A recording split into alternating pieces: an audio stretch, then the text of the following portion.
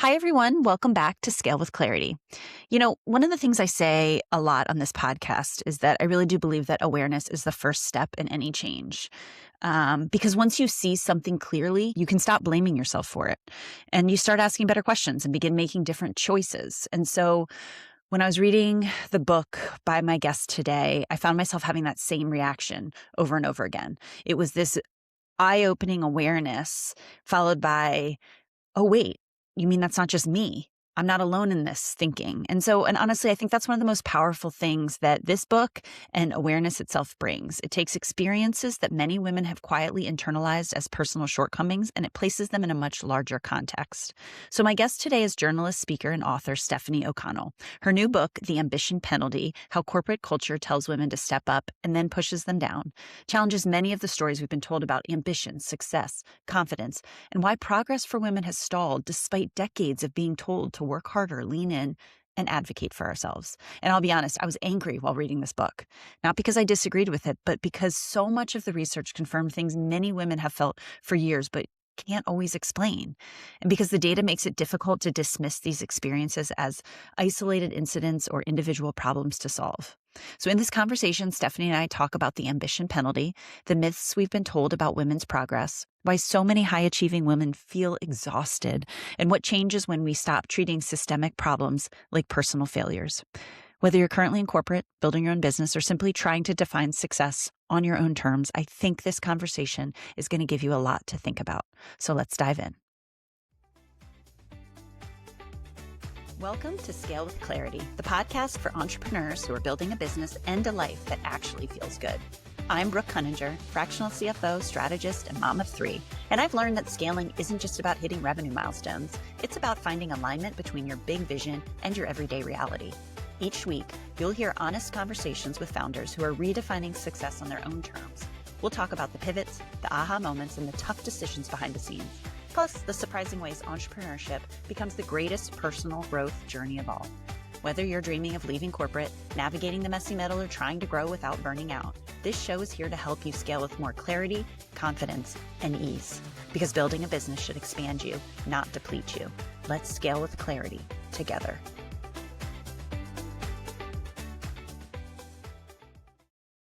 Stefanie, hi there. Welcome to the podcast. Thank you for having me. I have Stefanie here.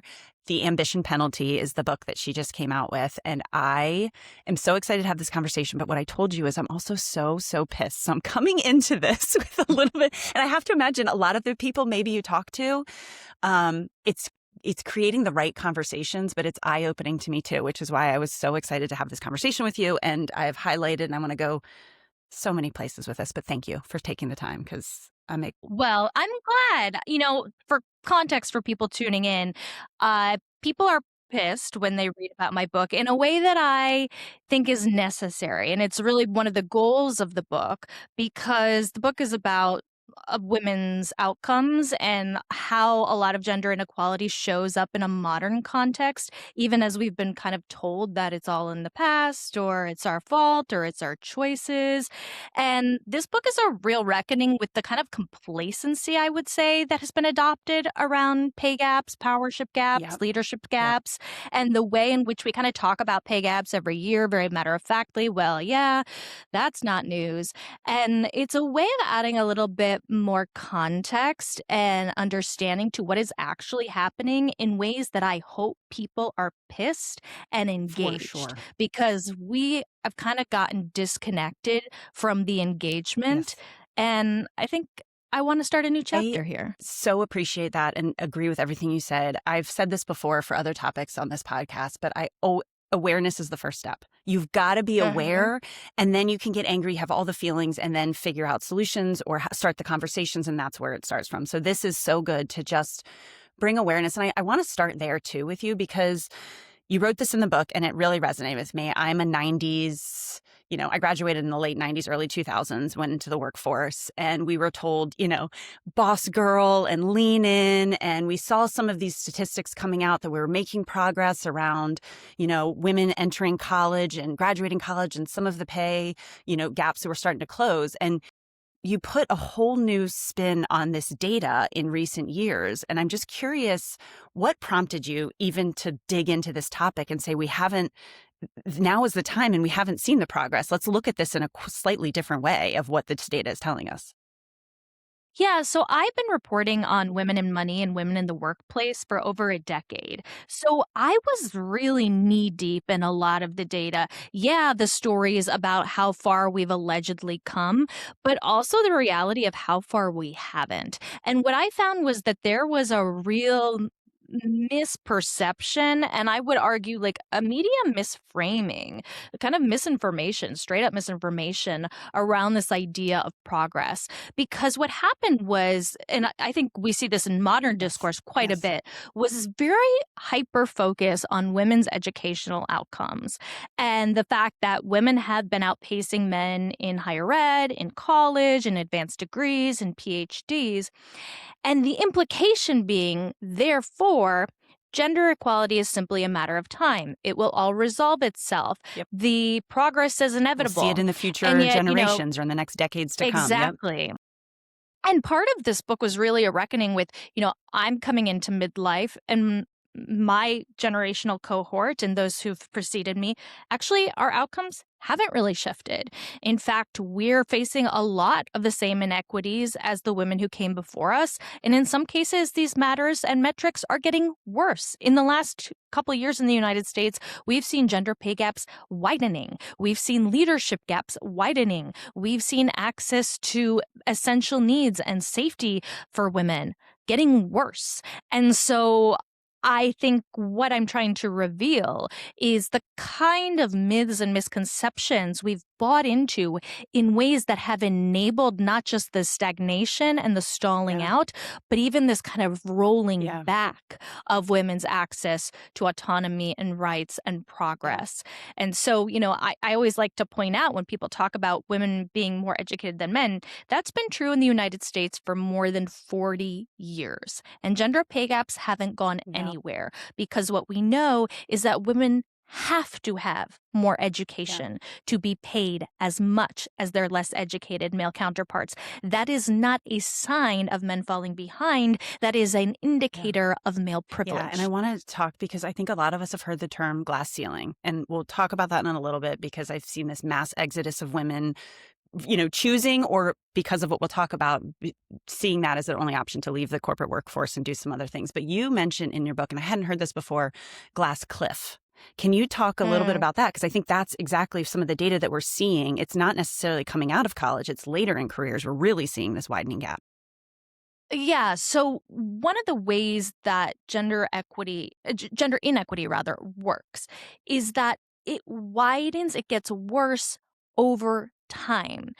And that is not an accident. That's by design. So what happens in recent decades is you have women coming in with more and more and coming in at more of an equitable playing field.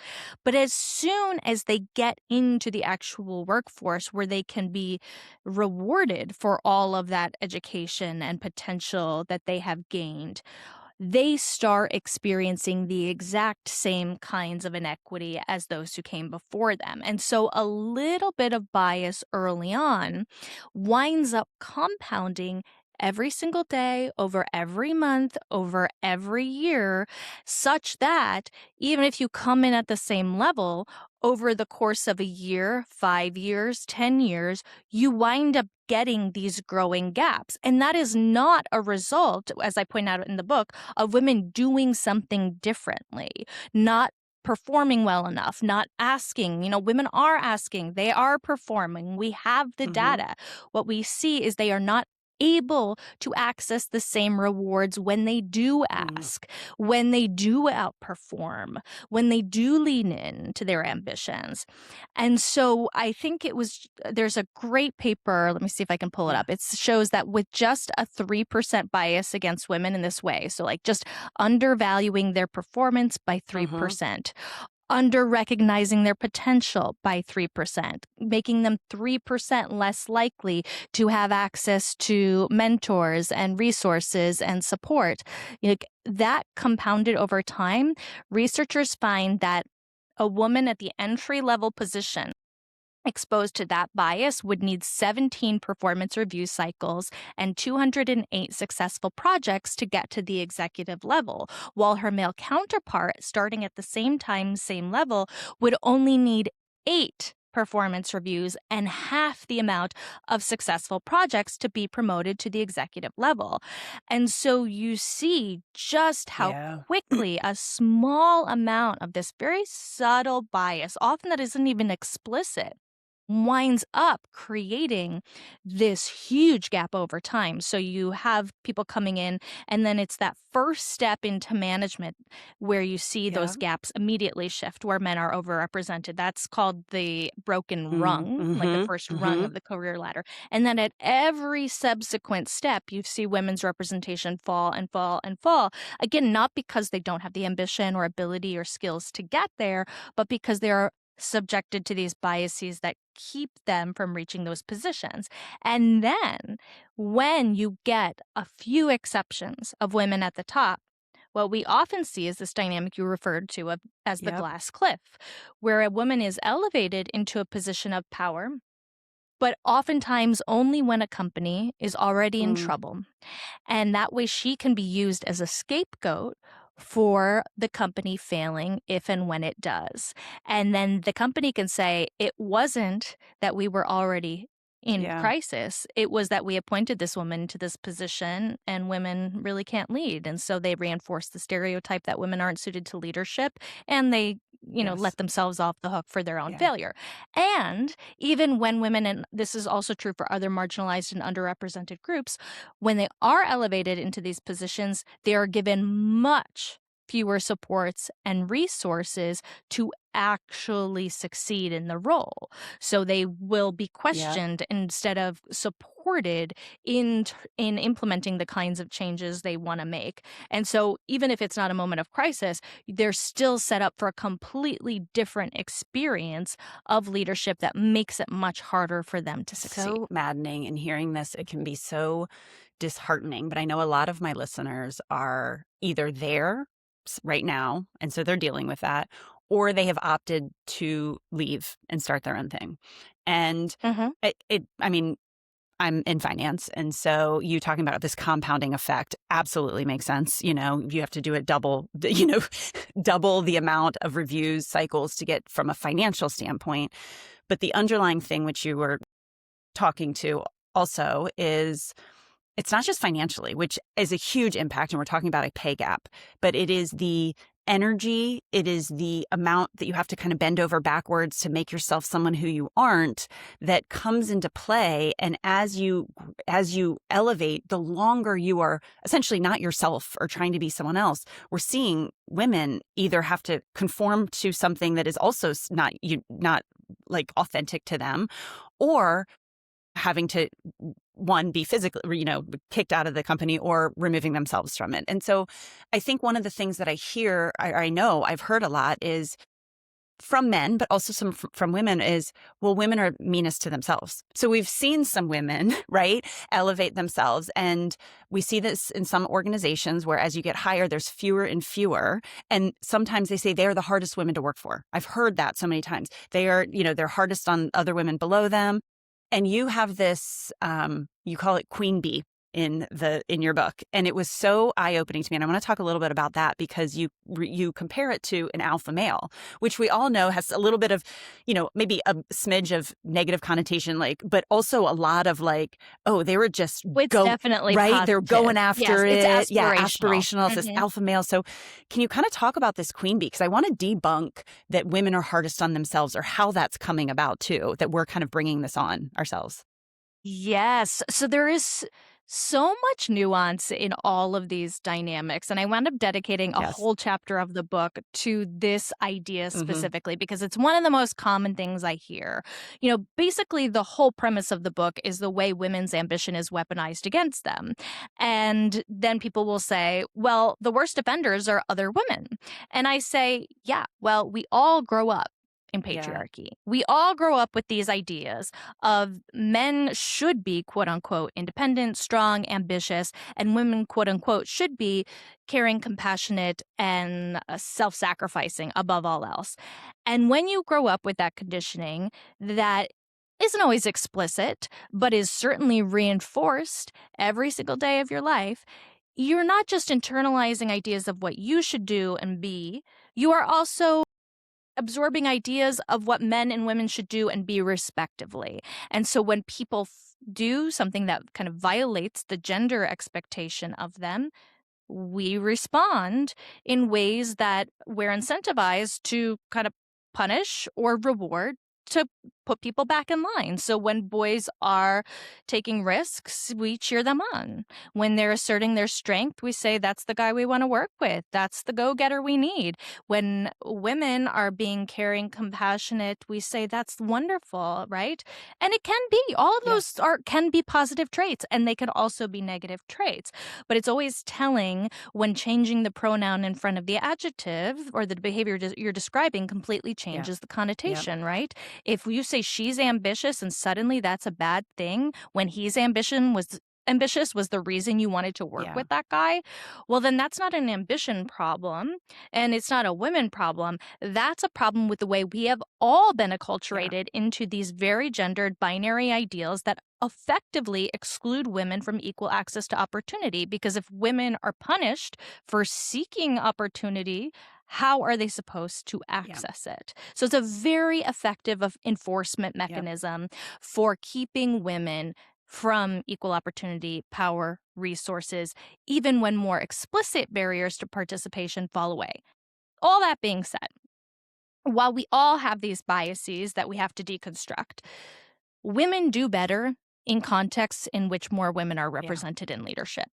The real key difference is if women are being represented at scale. So when women are in management as a meaningful share of management and not a single token woman or two token women in management, outcomes really start to shift. And so this is where the chapter gets into a lot of the data and a lot of the nuance that you were referencing, where what you often have in organizations, especially as you get to the higher ranks or especially in fields that are much more male dominated, is that you will have a woman in a position of power who is basically put into that role as a cover for maintaining the exclusionary patriarchal power practices within the organization, whether or not she subscribes to them or not. Oftentimes she will be elevated because she is being perceived as someone who is not going to challenge the old boys club, is not going to stand in the way, is going to laugh at the sexist In fact, jokes she's and the molded harassment. herself into that, so she fits in very well with that. Right. And so one of the distinctions I say about this book specifically is this is not a book about how a woman gets ahead. This is a book about how women collectively get ahead. Because I can tell you how to get ahead as a woman if that works, which it does, if you conform to the playbook. And I think we've seen many contemporary examples of this in modern culture today. Yeah, you can absolutely get ahead if you just stay quiet, you serve their needs and everything. But you will be worse off overall, and all women will be worse off overall. And I argue in this book, all men will be worse off overall as a result. However, as soon as women start to get into leadership, closer to like about 30% of management, what happens is they get enough buy-in to their ideas such that they can't just be sidelined or overridden completely because there's enough of them represented that they can actually start to shift the culture, and they do. The data shows us that works. And the more women get represented into those leadership roles, the more a lot of these gaps in things like promotions and pay start to close. So much so that one paper out of the UK found that it was around women were 60% of workplace management, and gender pay gaps closed completely throughout the organization. I love that. So I think a lot of this book tries to be very clear again about that reframe between what is the individual project versus what is the Yes. collective Yep. project. And reframing this as a collective project is actually going to be a lot more sustainable and effective for all of I us. love that, because here's a couple things that I'm taking from this. And you said this at the beginning of the book, and everyone buy it, read it. There's so much good. It's data backed. So it's not, I think you hear a lot like feminist. Oh, you're sprouting these things. This is so much data that backs this up. And you say this early on in the book about like individuals, and how can the individual change this? So when we're talking to people and they're listening, we already know that there's less women in management. And when we talk about needing to change the collective, we need men to listen to this, because honestly, they are the ones at the seat holding most CEO roles, most of the senior leadership. But we are also seeing a mass exodus of women leaving corporate, starting their own businesses. We are certainly still dealing with the investment gap with women-owned businesses. But what I think is really important about what you're talking about is if women can realize that they're molding themselves to a different way, they are leaving and starting in droves, whether it's fractional work or their own businesses. If they can surround themselves with other women, they can kind of change that mentality then, right? Because that is uniquely in your power as you build your own businesses and what you want to surround yourself with. So I think that's really inspiring, hopeful, and it gives like real tangible action to women as they're starting to do this. I think that's one of the most tangible things all women can do, Yes. literally in every context of their lives. We are so conditioned into self-optimization, and that comes back into this lean in girl power, girl boss culture, which really sells us the belief that the biggest barrier to getting what we want is Yeah. ourselves Yeah. and something we're doing wrong. It's about our confidence. It's about our outfit. It's about our hair. It's about our tone of voice. It's about our punctuation. It teaches us to look at ourselves and inside of ourselves.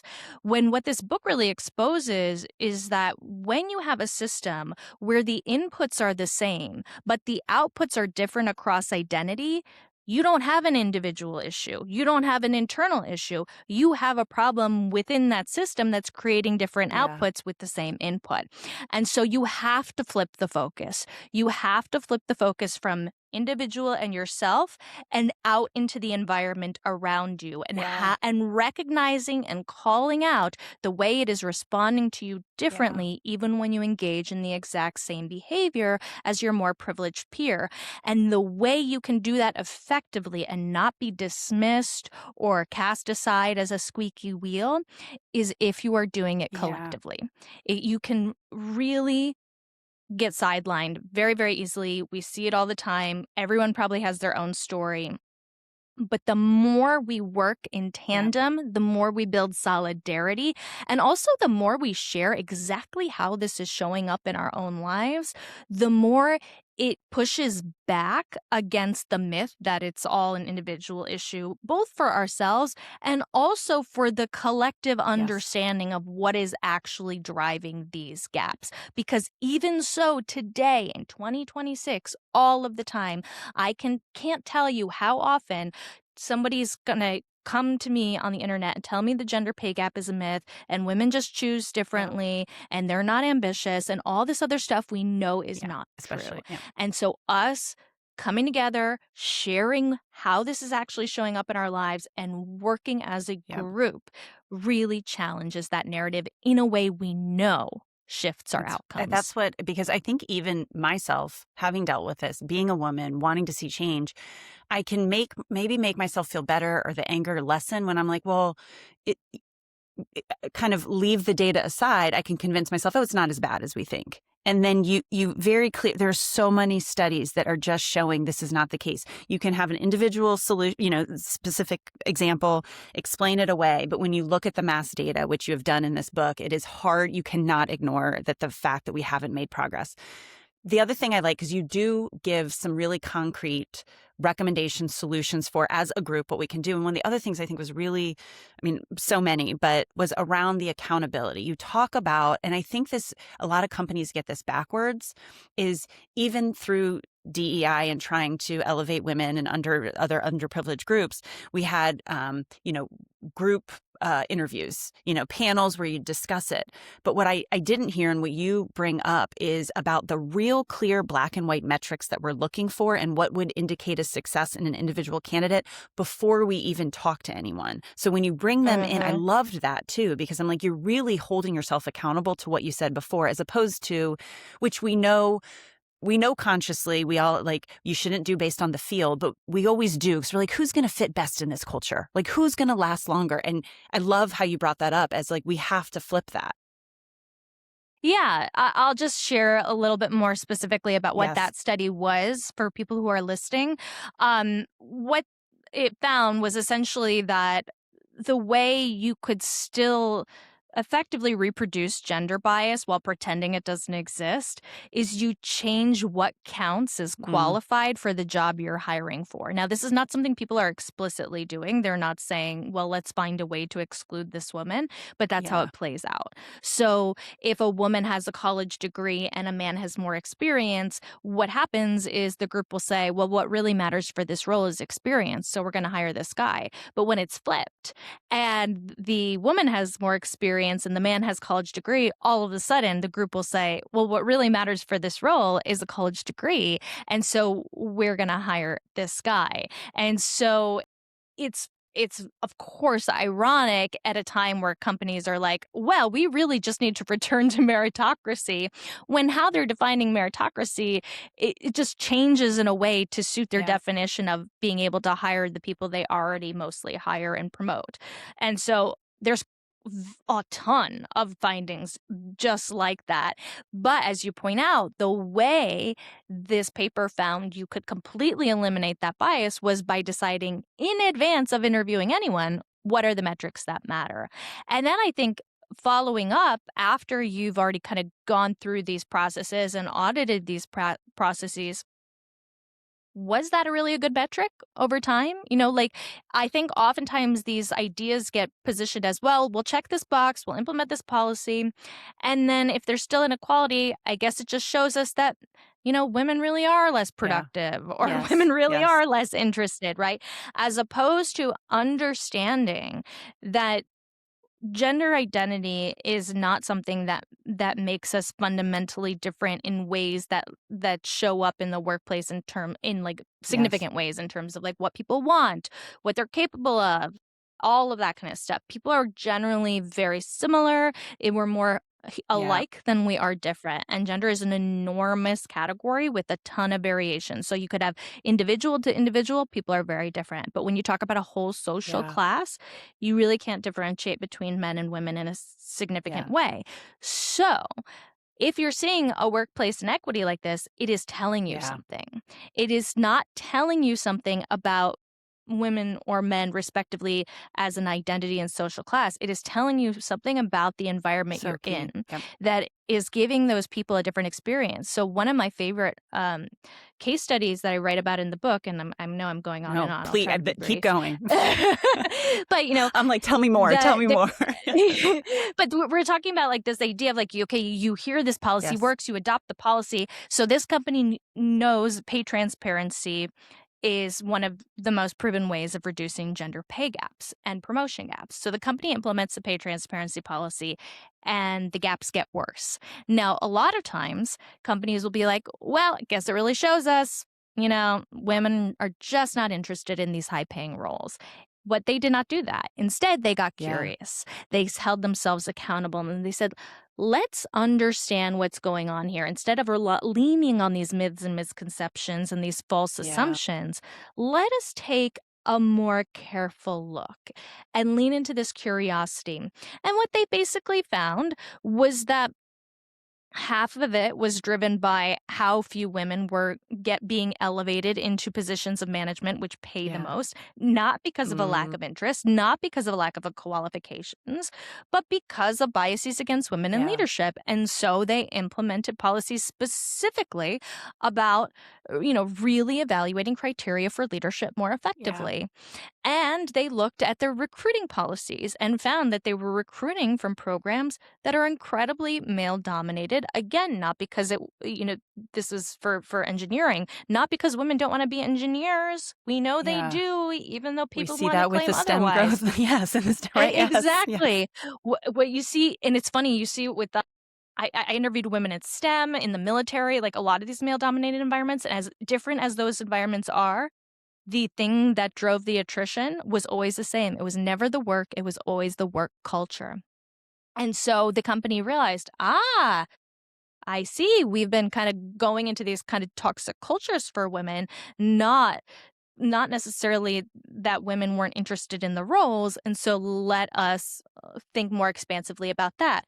And as they have implemented these policies, they've shrunk their gender pay gaps to being almost non-existent. And so I think what that really shows is not just this transparency and accountability in a moment, but as a Yeah, practice and something that you use to learn, to understand. And of course, gender is one yeah, metric by which to understand these yes, things. Is often very telling because, we know women and men respectively are roughly half the yeah, population, so you can kind of see a yes. disparity It's pretty easier to easily. figure out. Yep, yep. Exactly. That said, we can adopt similar strategies across all metrics of identity, and I argue we Yeah, should. I love that too. And I mean, I'm stating the obvious, but it is curiosity within a business and looking at black and white data across groups, not just at the individual basis, like you just said. Yes. That is really going to highlight as a business, where are you guys falling? And you can make all the, you know, uh, reasonings for it, but until you look at the data and get curious, that's where we really start seeing change. So I love that you've pointed that out.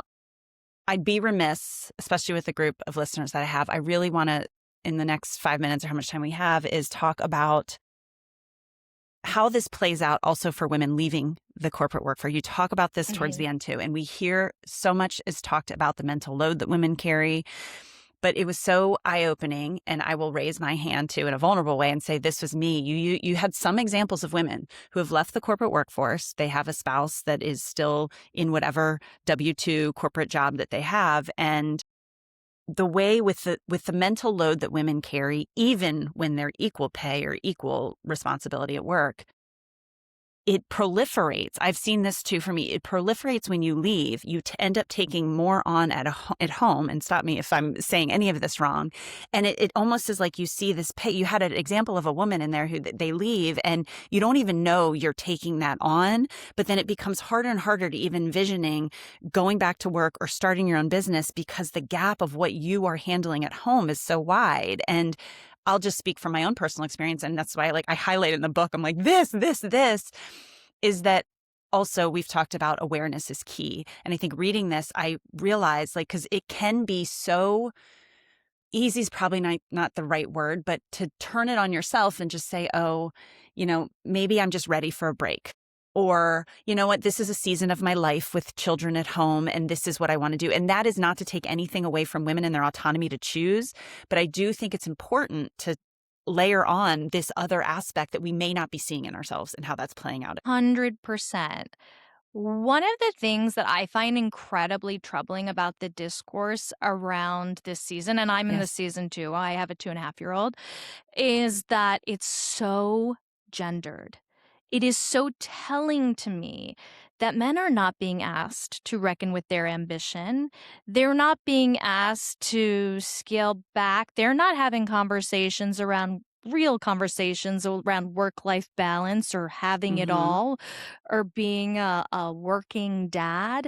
And again, I don't blame us for having these conversations because we are subject to unique constraints. The reality is women are carrying twice as much of the unpaid household labor and caregiving load, and that is unsustainable. But what I point out is it's usually not because of our paid work that's the problem. It's often this unpaid work that's the issue. And I point that out because men in the United States have more access to workplace flexibility, workplace benefits like parental leave. They have more leisure time, more work life balance. And so if they have all of that, and they have more professional and economic power and opportunity, then I think we should be really critical of anyone trying to tell women and women exclusively that their professional ambition is the Yeah. problem. Because who does that serve? I find a lot of that discourse really problematic. And it's one thing for me to talk about my own Mm-hmm. experience and what I'm struggling with. What I really always try to do is also contextualize my experience within a Yeah. broader experience of what is happening to Yeah. all women. And I think that's something Yep. we need to do more of, especially in the private sphere, because it is so easy in any single instance to wave away why something makes sense, specifically why women's sacrifice makes sense. But what doesn't make sense is that it's always women's sacrifice. It's always their leisure, their time, their Yep. energy, their ambition, their dream, their pay, their opportunity. Over and over and over and over again. And statistically, it's not, oh, well, sometimes it's Yeah. this way and sometimes it's that way. It's not give and take. Statistically, this is the vast majority of heterosexual relationships, over 90%. I would put it probably at 99 if Yep. I could quantify Yep. all of the Yep. data, maybe even Yeah. higher. It is so persistent, and I argue that the inequality outside of the home depends on the inequality within it. And I make that case quite a bit in the book, just how much men's outsized access to power, resources, pay, and Mm-hmm. opportunity is enabled by access to women's Yeah. unpaid labor, their sacrifice. And I argue, and I don't even know if I argue this in the book or more just on my Yeah. newsletter, that actually that is a huge barrier to changing the culture and the policies in and of themselves. There is no incentive to make workplaces work with a school schedule or offer No. greater flexibility when someone doesn't actually need access to that flexibility because they do not have Yep. caregiving responsibilities because someone else handles it for them for Yeah. free. Yep. So making men bear the cost isn't just about equalizing our own relationships. It is about fundamentally changing the way work works. And we know Yep. that works because we did Yep. it during Yeah. COVID. You know, when companies are incentivized to change things, they can change things real I think quick. that's a So I think like we really need to get out of this idea that when we say something is yeah. systemic and not personal, that there's nothing you can do about it. It's like, Yeah. actually, yeah, you can change it. You could change it in a Yeah. minute. And what we're missing is that outrage and Mm-hmm. anger we started this conversation with and the kind of coming together with that to demand more. Stephanie, I started this and we're going to bring this full circle too about exactly like you said, the rage, the frustration, the anger that comes when you step out of it being an individual, like, oh, it's something I should change, or maybe I'm tired because this culture is not right for me, or I'm just taking on a lot at home. It's a season in life.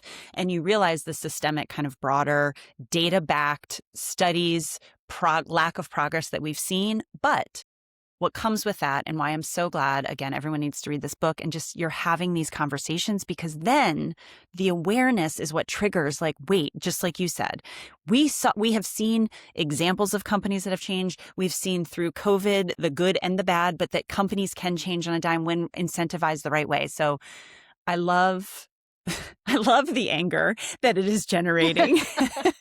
But I'm so Same. appreciative that you have kind of brought this to the forefront and written it in a way that is both maddening because it's so data backed and you can't kind of throw it to the side, but also with some real suggestions and proof of where it has worked. So I think people can take this and bring it to their companies, bring it to their individual lives, bring it to their relationships at home and figure out how can we start changing this narrative. So I love this. Thank you. Thank you for Thank writing this and the you. This is time. so fun. I love this conversation, you guys. The Ambition Penalty, Stefanie O'Connell, buy it. It's out now. This episode will air within the next month, and she is having a book club that she's running if you buy it, and you can kind of talk through this with her, but obviously it's everywhere you buy books. So thank you for taking the time. Thank you for talking through this with me. I so appreciate this. Thank you, Brooke. So much fun.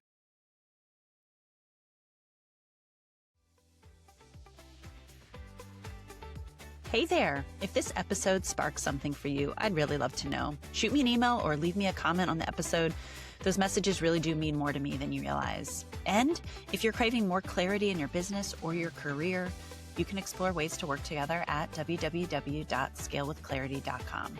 You guys, thanks so much for taking the time to listen to the episode. I always love recording these and sharing them with you, and looking forward to seeing you on the next episode of Scale with Clarity.